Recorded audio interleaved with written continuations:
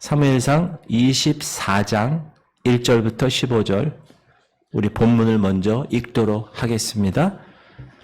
같이 읽겠습니다. 시작. 사울이 블레셋 사람을 쫓다가 돌아오매 어떤 사람이 그에게 말하여 이르되 보소서 다윗이 엔게디 광야에 있더이다 하니 사울이 온 이스라엘에서 택한 사람 3,000명을 거느리고 다윗과 그의 사람들을 찾으러 들 염소 바위로 갈새 길가 양에 우리에 이른즉 굴이 있는지라 사울이 뒤를 보러 들어가니라. 다윗과 그의 사람들이 그 굴 깊은 곳에 있더니 다윗의 사람들이 이르되 보소서 여호와께서 당신에게 이르시기를 내가 원수의 네 손에 넘기리니 네 생각에 좋은 대로 그에게 행하라 하시더니 이것이 그날이니이다 하니 다윗이 일어나서 사울의 겉옷자락을 가만히 베니라. 그리한 후 사울의 옷자락 뱀으로 말미암아 다윗의 마음이 찔려 자기 사람들에게 이르되 내가 손을 들어 여호와의 기름 부음 받은 내 주를 치는 것은 여호와께서 금하시는 것이니 그는 여호와의 기름 부음을 받은 자가 됨이니라 하고 다윗이 이 말로 자기 사람들을 금하여 사울을 해하지 못하게 하니라. 사울이 일어나 굴에서 나가 자기 길을 가니라. 그 후에 다윗도 일어나 굴에서 나가 사울의 뒤에서 외쳐 이르되 내 주 왕이여 하매 사울이 돌아보는지라. 다윗이 땅에 엎드려 절하고 다윗이 사울에게 이르되 보소서 다윗이 왕을 해하려 한다고 하는 사람들의 말을 왕은 어찌하여 들으시나이까. 오늘 여호와께서 굴에서 왕을 내 손에 넘기신 것을 왕이 아셨을 것이니이다. 어떤 사람이 나를 권하여 왕을 죽이라 하였으나 내가 왕을 아껴 말하기를 나는 내 손을 들어 내 주를 해하지 아니하리니 그는 여호와의 기름 부음을 받은 자이기 때문이라 하였나이다. 내 아버지여 보소서 내 손에 있는 왕의 옷자락을 보소서 내가 왕을 죽이지 아니하고 겉옷자락만 베었은즉 내 손에 악이나 죄가가 없는 줄을 오늘 아실지니이다. 왕은 내 생명을 찾아 해하려 하시나 나는 왕에게 범죄한 일이 없나이다.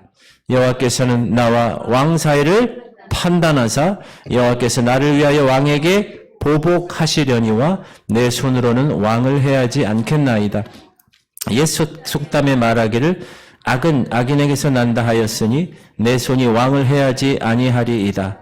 이스라엘 왕이 누구를 따라 나왔으며 누구의 뒤를 쫓나이까? 죽은 개나 벼룩을 쫓음이니이다. 그런즉 여호와께서 재판장이 되어 나와 왕 사이에 심판하사 나의 사정을 살펴 억울함을 풀어주시고 나를 왕의 손에서 건지시기를 원하나이다 하니라. 아멘. 기독교 영화 중에서 고전 영화 중에 벤허라는 영화가 있습니다. 이스라엘의 귀족이었는데 주인공 벤허는 근데 그 벤허의 여동생이 로마 개선 행진 때 구경하다가 기왓장을 떨어뜨리죠. 그래서 그것이 로마군을 죽이려 했다고 오해가 사서 그런 죄목으로 이 벤허라는 사람이 로마의 노예가 됩니다. 귀족이었는데. 벤허는 로마의 군함 밑바닥에서 노를 젓는 자가 됩니다. 그렇죠? 저렇게 노 젓는 거, 노를 젓는 거. 수없는 분노와 복수심이 그의 마음을 사로잡았습니다. 그러던 어느 날 로마와 그리스의 해전이 시작되고 거기에 참전하게 됩니다. 벤허는 배 밑바닥에 도망가지 못하도록 쇠사슬에 묶여서 있는 상태고 가운데에 북소리, 북치는 사람에 따라서 노를 젓는 거예요. 북소리가 빨라지면 빨리 노를 짚고 북소리가 늦어지면 천천히 노를 젓는 것입니다. 그런데 벤허가 탄 배에 로마 해군 사령관이 타고 있었는데 그 배가 폭격을 맞아서 완전히 파손되게 됩니다. 노예들은 쇠사슬에 묶여서 그냥 물속으로 배와 함께 침몰하는 상황이었습니다. 그런데 평상시 벤허를 좋게 여겼던 로마 군인이 있었어요. 그 사람이 이 벤허의 쇠사슬을 풀어주죠. 그리고 도망가라고 그럽니다. 도망간 기회를 주는데 도망하려던 벤허가 갑자기 사령관을 보니까 사령관이 자기 전쟁에서 패했다는 죄책감으로 자살하려는 거예요. 사실 베너에게 있어서 로마군은 원수 같은 존재이죠. 그런데 원수의 자살을 막느라고 이 베너가 도망갈 기회를 놓치게 됩니다. 그런데 상황은 급 반전되는데 로마의 다른 함대가 오게 되고 로마가 승리하게 됩니다. 그 사령관이 상황을 잘못 파악한 겁니다. 그때 사령관이 이 베너를 보고 이렇게 얘기합니다. 네가 믿는 하나님이 너를 구원하시려고 이 로마에 승리를 주셨구나. 그리고 자신을 구원한 베너를 자기 양 아들로 삼습니다. 기억나세요? 영화의 한 장면이고 로마 사령관이 한 말이지만 네가 믿는 하나님이 너를 구원하시려고 로마에 승리를 주셨구나. 세상 사람이에요. 세상 사람이 여러분을 보고 야, 네가 믿는 하나님이 너를 이렇게 하려고 지금 이 상황을 이렇게 만들었구나. 하나님이 역사의 주관자가 되시는구나. 이런 말을 여러분 주변으로부터 들으시기를 축복합니다. 이 영화가 그래서 간접적으로 하나님의 역사 주관자이심을 나타내는 그러한 스토리가 되고 있습니다. 지난주에 다윗은 자기를 찾아온 600명을 거느리고 나름대로 도망자의 삶에 적응하고 살고 있었습니다. 근데 지난주에 보니까 그일라라는 지역의 백성이 블레셋의 공격을 당했다는 말을 듣고 좀 도와달라는 얘기를 듣죠. 그래서 이 다윗이 그 백성을 보호하는 일은 원래 사울왕이 해야 될 일이잖아요. 백성을 보호하는 거는. 그런데 도망자 주제에 자기가 가서 블레셋을 추격해서 기도하잖아요. 하나님 가둬주겠습니까? 이렇게. 그일라 백성을 구원하는 일을 하게 됩니다. 이 일로 인해서 위치가 노출되죠. 그리고 그일라 백성들에게도 버림을 받죠. 다시 도망자의 삶을 살게 됩니다. 사울의 군대가 점점 포위망을 좁혀와서 거의 잡힐 상황에 갑자기 블레셋이 이스라엘을 공격하게 됩니다. 할 수 없이 사울 왕은 블레셋이 공격하니까 다윗 잡는 것을 잠깐 포기하고 블레셋과 전투에 나가게 됩니다. 근데 성경은 사울과 블레셋과의 전투가 어떻게 끝이 났는지 기록하고 있지 않습니다. 무슨 말이냐? 이 전투는 사울의 포위망에 갇힌 다윗을 돕기 위해서 하나님께서 블레셋을 일으킨 것이라는 말입니다. 그 싸움을 이겼느냐 졌느냐 중요한 것이 아닙니다. 하나님이 그렇게 전쟁을 일으키셨다는 것입니다. 사울의 포위망을 벗어난 다윗은 엔게디 광야, 이 사해 바다의 서쪽에 있는 엔게디 광야로 거처를 옮겼습니다. 엔게디라는 뜻은 새끼 염소의 샘이란 뜻입니다. 엔게디. 합창단 중에 엔게디 합창단도 있어요. 아둘람에서 아둘람 굴에 있었죠. 거기서 35km 정도 떨어진 곳에 있습니다. 여기 보면 헤브론이 있죠.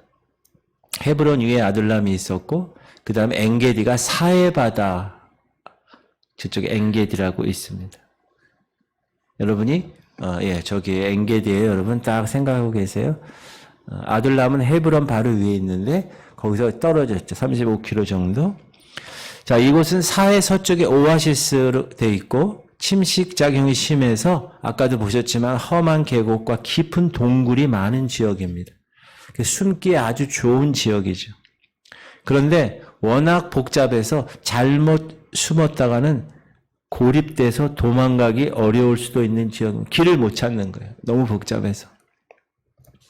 사울은 블레셋과의 전투를 마치고 다시 다윗을 뒤쫓습니다.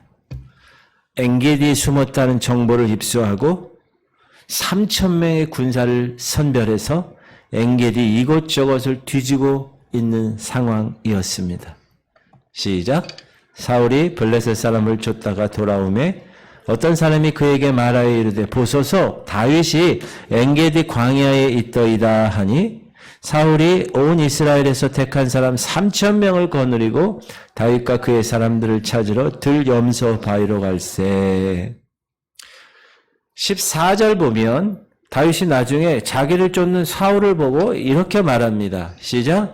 이스라엘 왕이 누구를 따라 나왔으며 누구의 뒤를 쫓나이까? 죽은 개나 벼룩을 쫓음이니이다. 나라를 지켜야 할 군사력을 가지고 개인의 원한을 갚겠다고 다윗을 쫓아가는 사울 왕의 어리석음을 지적한 겁니다. 우리나라 속담에도 벼룩 잡겠다고 초가 삼간 태운다는 말이 있잖아요. 즉 그 얘기예요. 사울의 다윗 추격을 그 꼴로 보고 있는 겁니다.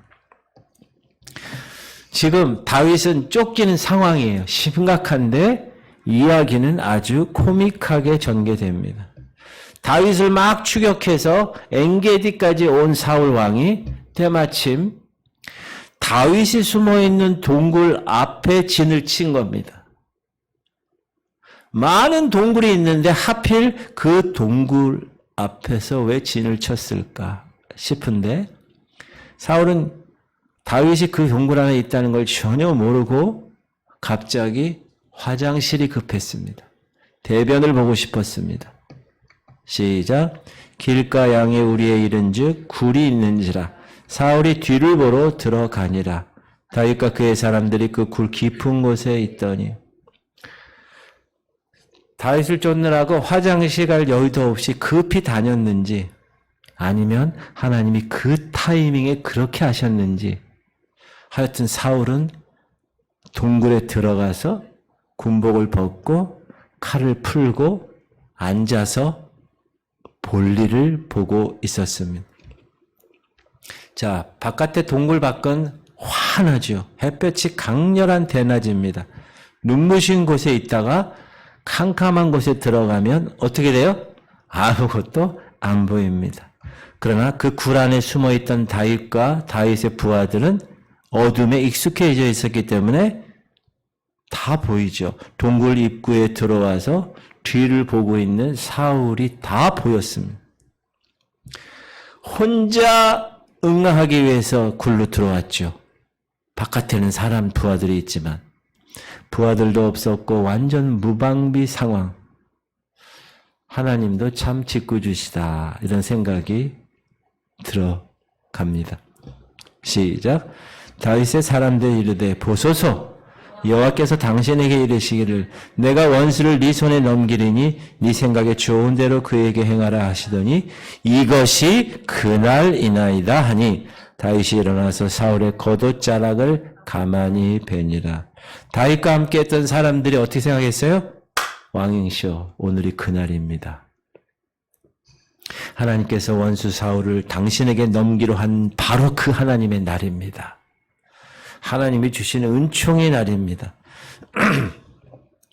다윗이 주변 사람들의 말을 듣고 사울을 죽이러 갔다가 겉옷만 살짝 베어 온 것인지 아니면 처음부터 죽이려는 마음은 없었고 겉옷자락만 베어오려고 했는지 정확하지는 않지만 5절 보니까 겉옷자락을 벤 것마누라도 마음이 찔렸다고 다윗은 이야기합니다. 시작. 그리한 후에 다윗은 겉옷자락만을 벤 것만으로도 해서는 안 될 일을 했다고 생각했거나 겉옷자락을 베면서 사울도 베고 싶은 충동 때문에 마음이 찔렸거나 둘 중에 하나일 것입니다. 그런데 다윗은 자기를 따르는 사람들에게 이렇게 말하죠. 시작. 자기 사람들에게 이르되 내가 손을 들어 여호와의 기름 부음을 받은 내 주를 치는 것은 여호와께서 금하시는 것이니 그런 여호와의 기름 부음을 받은 자가 됨이니라 하고. 무슨 말이죠? 사울을 죽이지 말라라는 거예요. 자, 이 구절에서 다윗은 사울을 뭐라고 칭했죠? 여호와의 기름 부음 받은 자, 그리고 내 주라고 했습니다. 비록 사울 왕이 자신을 죽이려고 하고 백성 돌보지 않고 개인의 원한에 사로잡힌 잘못된 왕임에도 불구하고 하나님이 그를 기름 부어 세웠다면 그를 존중하는 것이 내 자신의 할 일이다 라고 여겼던 것입니다. 여기서 중요한 것, 오늘의 핵심입니다. 따라합시다. 다윗은 나에게 이익이냐 아니냐를 따라 행동하지 않고 그것이 죄인가 아닌가에 따라 행동했습니다. 여러분의 신앙을 점검해 보세요. 내 이익에 따라 행동하는가? 그것이 죄인가 아닌가를 따라 행동하는가? 보통 사람들은 평상시에 무엇에 따라 행동해요? 양심에 따라 행동해요. 근데 위기의 상황이 되거나 어떤 기회가 왔다고 생각하면 그 판단의 기준이 흐려질 때가 많습니다. 여러분 나침반 알아요? 나침반? 나침반은 항상 어디를 가리켜요? 남북을 가리키죠. 아무 데나 갖다 놔도 꼭 남북을 가리켜요. 그렇게 만들어졌어요. 그런데 자석과 같은 강한 자장이 걸리면 그 자석이 이끄는 대로 바늘이 움직이게 됩니다. 사랑하는 성도님들, 우리 마음도 이럴 수 있습니다. 평상시에는 양심에 따라 양심을 지키고 있어요. 그런데 위기 상황에서 흔들리기 시작하는 거예요. 이제 더 이상 다윗은 도망자의 삶을 살지 않아도 되는 순간이죠. 자신의 억울함에서 벗어나게 되는 순간입니다. 하나님의 약속에 따라 자신이 왕이 될 수 있는 기회를 지금 얻게 되는 순간입니다. 자기만 그렇게 생각한 게 아니라 주변 사람들조차 이것은 하나님이 주신 기회라고, 이건 하나님의 뜻이라고 이야기합니다. 그런데 다윗의 양심은 흔들리지 않았습니다.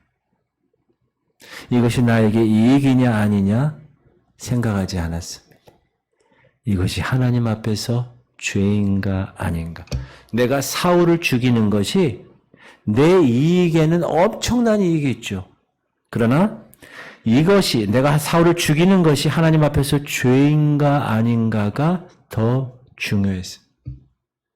하나님 앞에서 무엇이 옳은가? 따라합시다. 하나님 앞에서 무엇이 옳은가? 이것이 다윗의 행동 근거가 되었습니다. 다윗은 주변 사람들의 충동에 굴하지 않았습니다.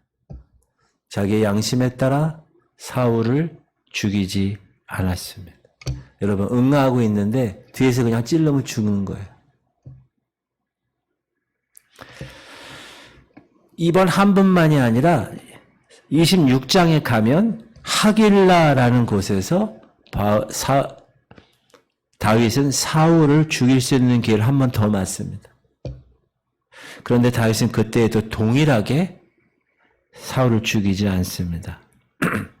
그것 때문에 자신이 계속 도망자의 고단한 삶을 살아야 한다는 것을 알았습니다. 그러나 자식의 이익을 위해서 자신의 양심, 신념을 포기할 수 없었습니다.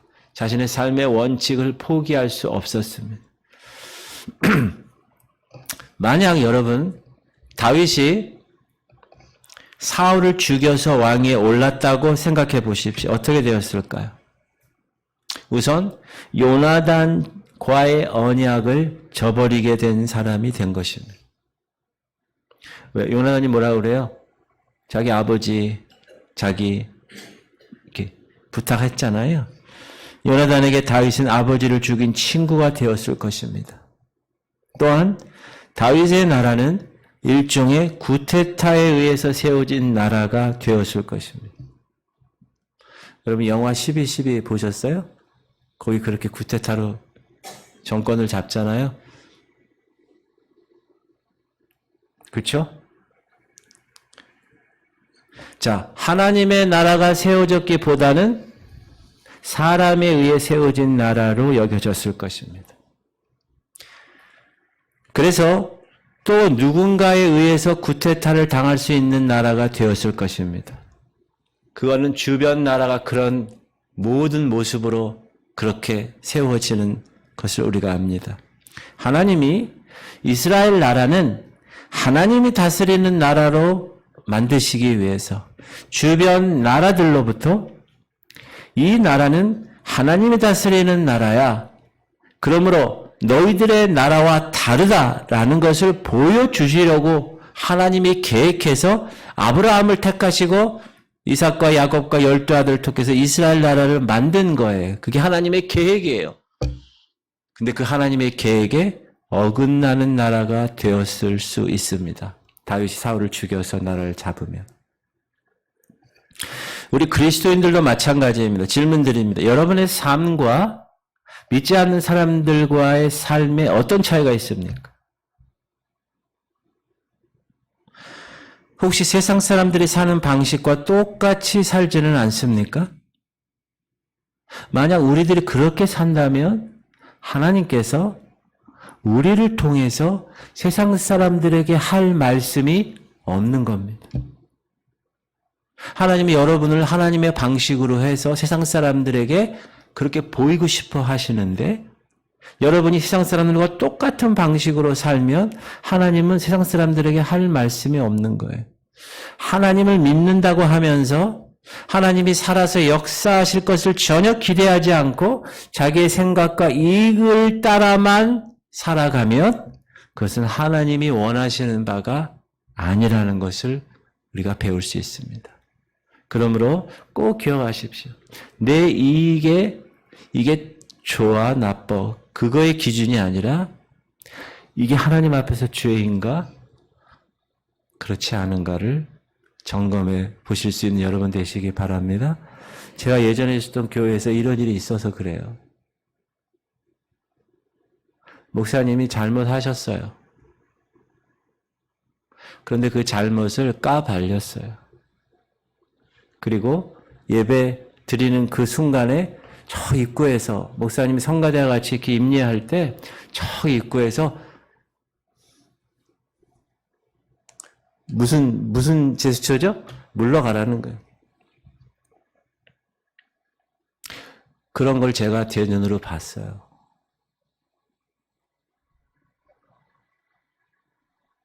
그런데 물론 목사님이 잘못했어요. 그런데 그때 거기서 계속 이렇게 하면서 막 한 사람들의 삶을 제가 다 봤어요. 젊었을 때 등산에 가다가 심장마비로 죽었고요. 어떤 분은 금융 관계 때문에 감옥에 갔고요. 어떤 사람은 자전거 타고 가다가 다쳐가지고 평생 침대에서 요양원에서 있다가 돌아가시고요. 어떤 사람은 길 가다 그냥 객사했고요. 저는 그 사실을 바로 그냥 봤어요. 다. 제가 내린 결론이 뭔지 아세요? 제가 이따가도 말씀드리겠지만 하나님이 세우신 하나님의 백성에 대해서 특히 목사, 영적 리더십에 대해서 이 사람이 잘못했어. 그러면 그건 하나님의 영역에서 하나님이 하시는 겁니다. 하나님이 판단하시고 하나님이 계산하시는 거예요. 오늘 다윗도 그런 얘기, 여호와께서 기름 부으신 자를 내가 해할 수 없다. 그러므로 여러분, 세상 사람들이 사는 방식과 패턴과 내가 사는 방식과 패턴이 어떤가를 한번 점검해 보셔야 합니다. 하나님께서 여러분을 통해서 세상에 말하고 싶은 것이 많으세요. 그렇게 구별된 성도님들 되시기를 축복합니다. 두 번째 우리가 생각해 볼 것은 다윗이 이런 혼란한 상황에서도 어떻게 그 바른 판단을 내릴 수 있었을까? 하나님 관계에서 있는 자신의 관계에서의 자신감입니다. 자신감. 다윗의 이런 판단, 다윗의 이런 여유는 어디로부터 왔느냐? 도망자의 삶을 청산할 수 있는 기회이기도 하고 주변에서도 다 이것이 하나님의 뜻이라고 하는 혼란한 상황에서도 다윗의 판단이 흐려지지 않고 하나님을 의지해서 이런 결단을 내릴 수 있는 힘은 어디서부터 온 거냐? 제가 아까 얘기했죠. 나침반의 바늘을 바꾸려는 주변의 자력보다 더 강한 내부의 자력이 있어야 그 유혹을 이겨낼 수 있는 것입니다. 다윗 안에 외부에서는 그렇게 많은 판단과 많은 뜻이 있었지만 다윗 안에 하나님과의 관계에서 오는 자신감이 있었기 때문에 그렇습니다. 하나님을 믿기에 하나님께서 그 모든 상황을 이끄실 것이라는 확신이 있었습니다. 여러분 이게 정말 중요합니다. 여러분 하나님 믿으세요? 그럼 여러분 주변에 있는 여러 가지 지금 다윗과 같은 이런 상황이 정말 도망자의 삶을 살고 너무나 힘든 상황에 그런 삶에 있어서도 하나님이 그 모든 것을 다 이끄실 거라는 확신이 있으세요? 그러면 여러분은 다윗의 영성을 가진 거예요. 성경에서조차 눈에는 눈, 이에는 이라고 했습니다. 이 말씀의 뜻은 뭐죠? 눈에는 눈까지, 이에는 이까지라는 말이에요. 그 이상으로 청구해서는 안 된다.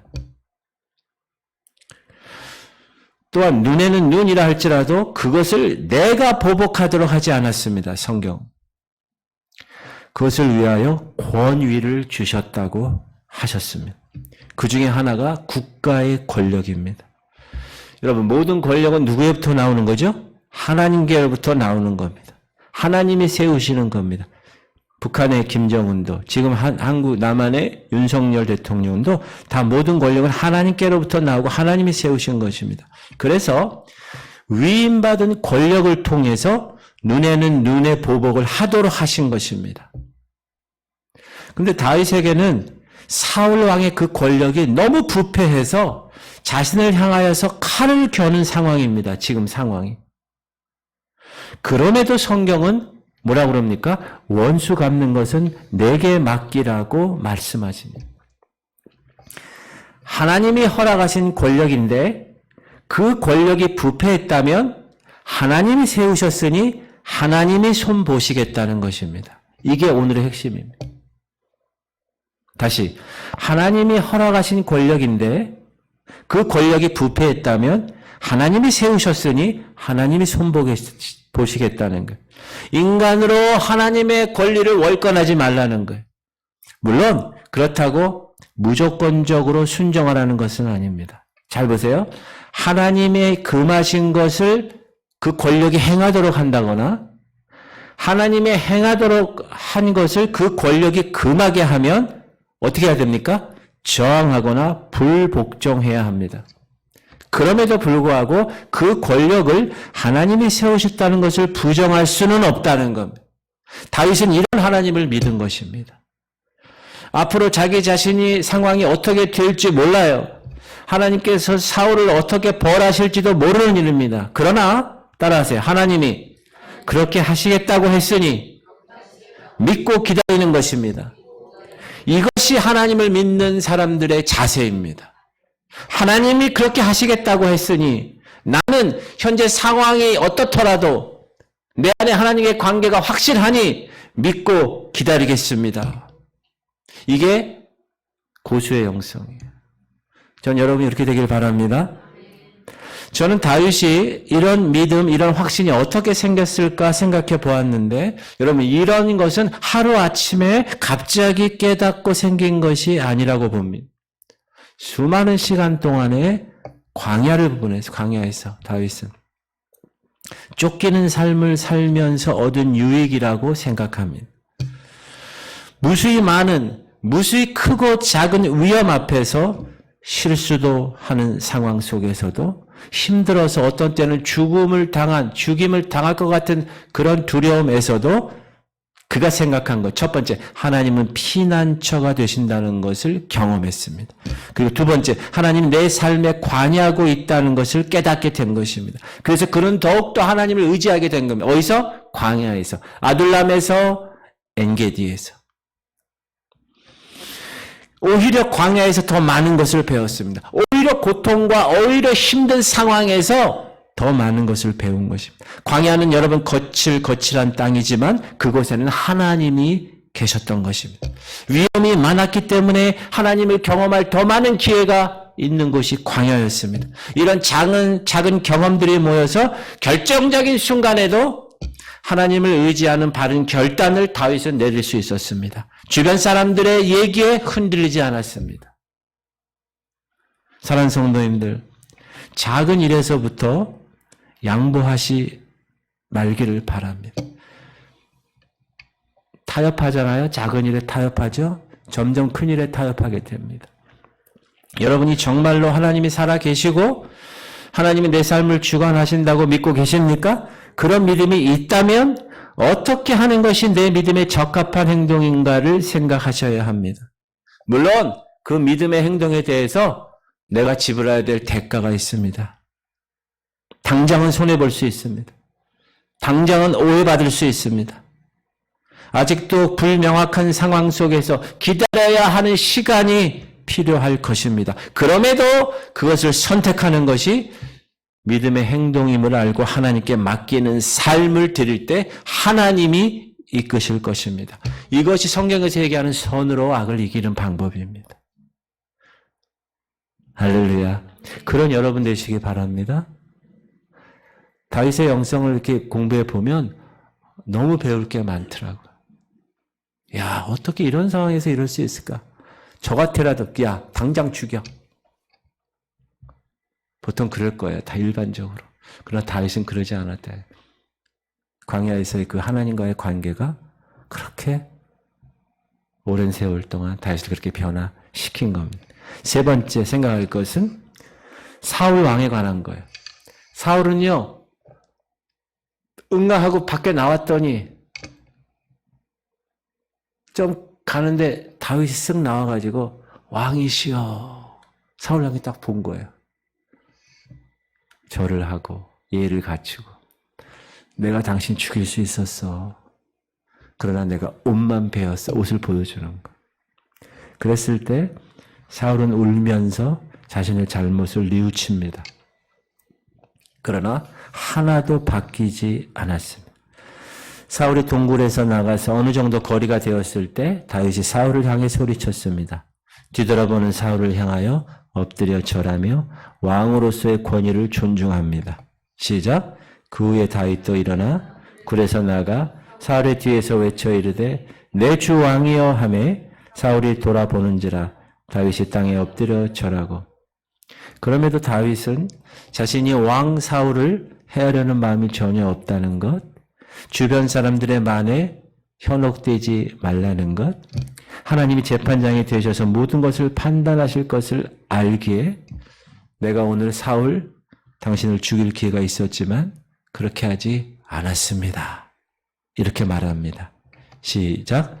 다윗이 사울에게 이르되 보소서 다윗이 왕을 해하려 한다고 하는 사람들의 말을 왕은 어찌하여 들으시나이까? 오늘 여호와께서 굴에서 왕을 내 손에 넘기신 것을 왕이 아셨을 것이니이다.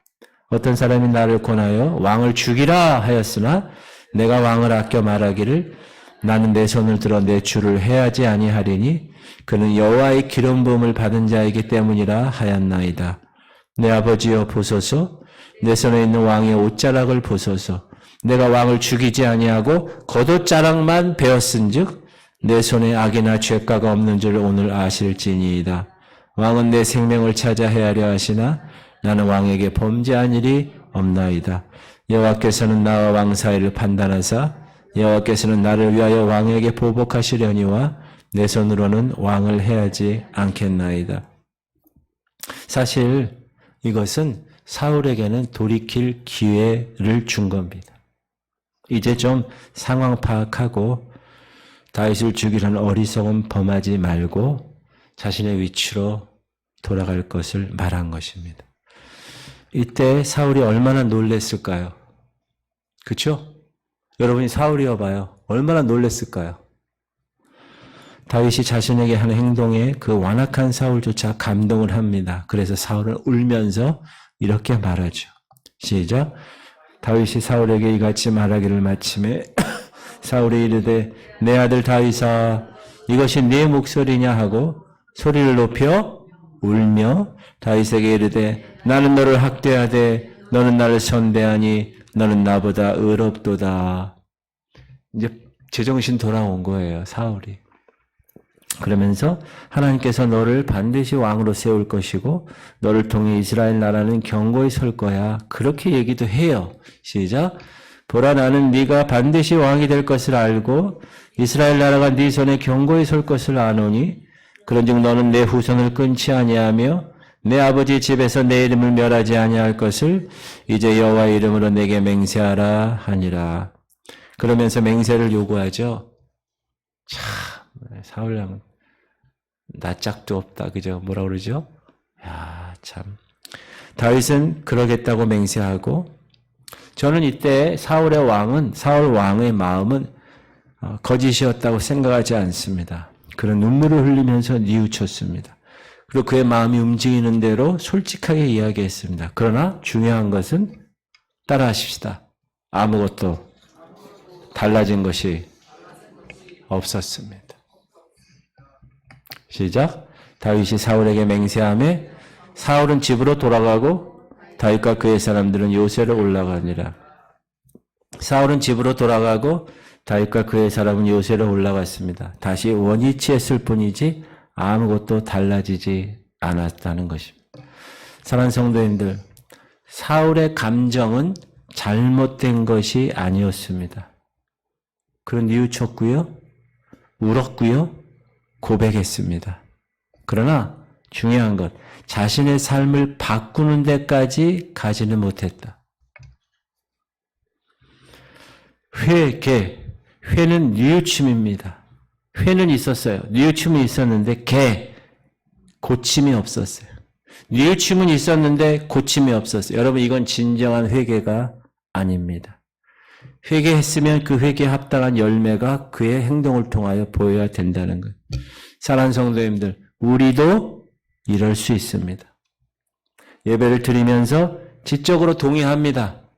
맞아. 맞는 말씀입니다. 그리고 그래야겠다고 다짐도 합니다. 그래, 그렇게 해야지. 그러나 여러분이 이제 성전을 떠나서 세상으로 나가서 삶의 현장에 가서는 전혀 변화가 없이 살게 된다면 그 사람은 사울의 영성을 가지고 사는 사람입니다. 반면에 말씀대로 살기 위해서 당장의 나의 유익을 버렸습니다. 누가요? 다윗은. 사울은 마음대로 살았습니다. 아무런 것을 포기하지 않았습니다. 그러나 다윗은 자기의 이익을 포기했습니다. 그리고 그 일이 하나님 앞에서 죄인가 아닌가를 생각했습니다. 이것이 다윗의 영성과 사울의 영성의 차이였습니다. 작은 차이 같죠? 그러나 너무도 큰 결과의 차이를 낳게 된 것입니다. 사랑하는 성도님들, 갈라디아서 6장 9절은 우리에게 이렇게 말합니다. 시작. 우리가 선을 행하되 낙심하지 말지니 포기하지 아니하면 때가 이름에 거두리라. 사랑하는 성도님들, 하나님의 말씀을 기억하고 하나님을 믿는 자의 삶이 어떠할까를 항상 생각하며 사십시오. 그리고 그렇게 행동하십시오. 낙심되고 싶을 때, 포기하고 싶을 때, 그때 다윗을 기억하십시오. 다윗을 생각하며 인내하십시오. 그러면 하나님의 약속은 반드시 이루어지는 것을 경험하게 될 것입니다. 다윗이 나중에 왕이 되잖아요. 지금까지 이스라엘에 있어서 다윗은 놀랄만한 인물이 됐잖아요. 원수 갚는 것은 우리 재판장 되신 하나님께 맡기고 선으로 악을 이기는 지구촌 성도님들이 되시기를 축복합니다. 그게 성숙한 다윗의 영성의 소유자예요. 여러분의 삶에서 다름이 있어야 하나님이 여러분의 삶을 통하여 세상 사람들에게 말하고 싶은 것을 하실 수 있는 것입니다. 세상 사람과 똑같으면 하나님이 말을 하실 수 없어요. 그런 다윗의 영성의 소유자가 되시길 축복합니다. 기도합시다. 하나님,